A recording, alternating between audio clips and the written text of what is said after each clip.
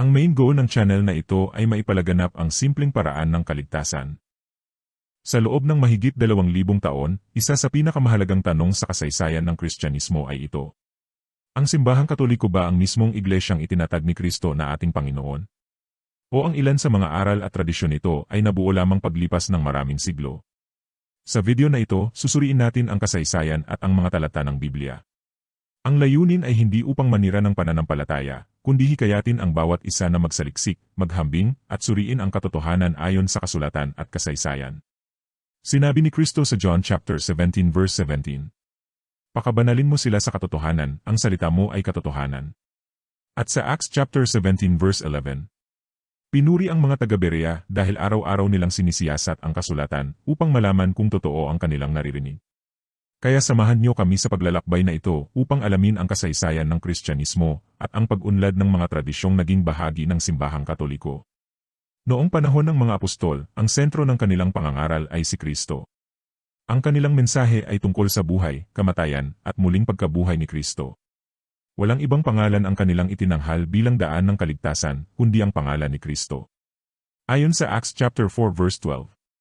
At sa kanino mang iba ay walang kaligtasan, sapagkat walang ibang pangalan sa silong ng langit na ibinigay sa mga tao na sukat nating ikaligtas. At isinulat ni Apostol Pablo sa 1 Timothy chapter 2 verse 5. Sapagkat iisa ang Diyos at iisa ang tagapamagitan sa Diyos at sa mga tao, ang taong si Kristo.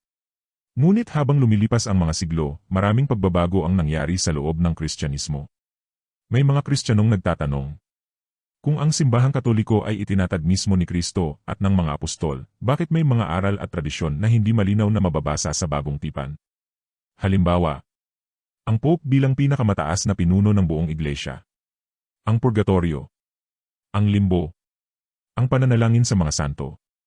At ang ilang turo tungkol kay Maria, tulad ng kanyang pagiging ina ng Diyos, ang walang hanggang pagkabirhen, ang Immaculate Conception, at ang pag-akyat niya sa langit.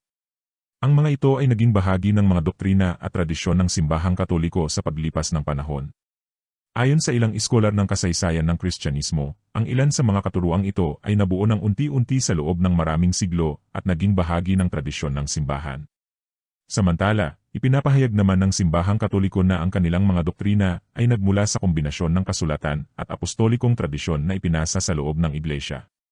Dahil dito, mahalagang suriin ang parehong kasaysayan at ang kasulatan upang maunawaan kung paano nabuo ang iba't ibang paniniwala sa Kristyanismo. Nagbabala si Apostol Pablo sa Colossians chapter 2 verse 8. Mag-ingat kayo upang walang sinumang bumihag sa inyo sa pamamagitan ng pilosopiya at walang kabuluhang pandaraya, ayon sa salit-saling sabi ng mga tao at hindi ayon kay Kristo. At sinabi rin ni Kristo sa Mark chapter 7 verse 8. Iniiwan inyo ang utos ng Diyos at pinanghahawakan ang tradisyon ng mga tao. Sa unang halos 300 taon ng Kristyanismo, matinding pag-uusig ang dinanas ng mga mananampalataya. Maraming Kristiyano ang ibinilanggo. Marami ang pinahirapan. At marami ang namatay dahil sa kanilang pananampalataya. Ngunit dumating ang isang malaking pagbabago sa kasaysayan. Noong 313 AD, inilabas ni Emperador Constantino ang Edict of Milan. Sa pamamagitan nito, naging legal ang Kristyanismo sa Imperyong Romano matapos ang mahabang panahon ng pag-uusig. Pagkaraan ng 12 taon, noong 325 AD, ipinatawag ni Constantino ang Konseho ng Nicea upang pag-usapan ang mga kontrobersya at pagkakawatak-watak sa loob ng Kristyanismo. Sa panahong ito, lalong naging malapit ang ugnayan ng simbahan at ng pamahalaang Romano. Ayon sa mga historiador, ang pagbabago ng kalagayan ng Kristyanismo mula sa pagiging inuusig na pananampalataya tungo sa pagiging kinikilalang relihiyon ng imperyo ay nagkaroon ng malaking epekto sa pag-unlad ng organisasyon at tradisyon ng simbahan. Sa kabilang banda, ipinapahayag naman ng simbahang Katoliko na hindi si Constantino ang nagtatag ng kanilang simbahan.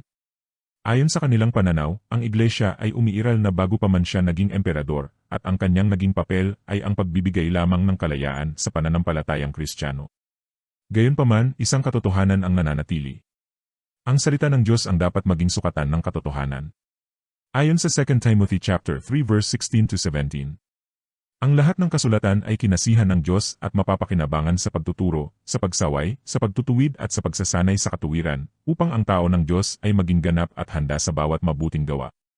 At sinabi ni Kristo sa John chapter 8 verse 31 to 32. Kung kayo'y mananatili sa aking salita, tunay ngang kayo'y mga alagad ko. At inyong makikilala ang katotohanan, at ang katotohanan ang magpapalaya sa inyo. Kaya mahalaga na pag-aralan natin ang kasaysayan. Hindi lamang ang mga tradisyon na minana natin, kundi pati ang mga salita ng Biblia.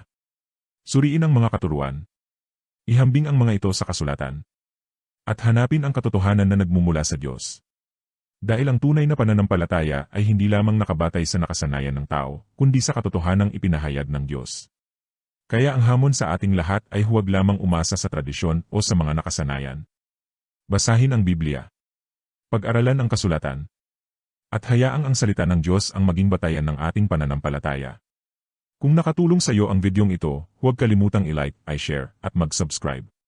Pindutin din ang notification bell upang hindi ka mahuli sa ating mga susunod na pag-aaral tungkol sa Biblia at kasaysayan ng Kristyanismo. Maraming salamat sa inyong panonood at pagpalain nawa kayo ng Diyos. Muli ito ang Mahafer TV na nagsasabi, tayo ay naligtas sa pamamagitan ng pananampalataya at hindi sa ating mga gawa.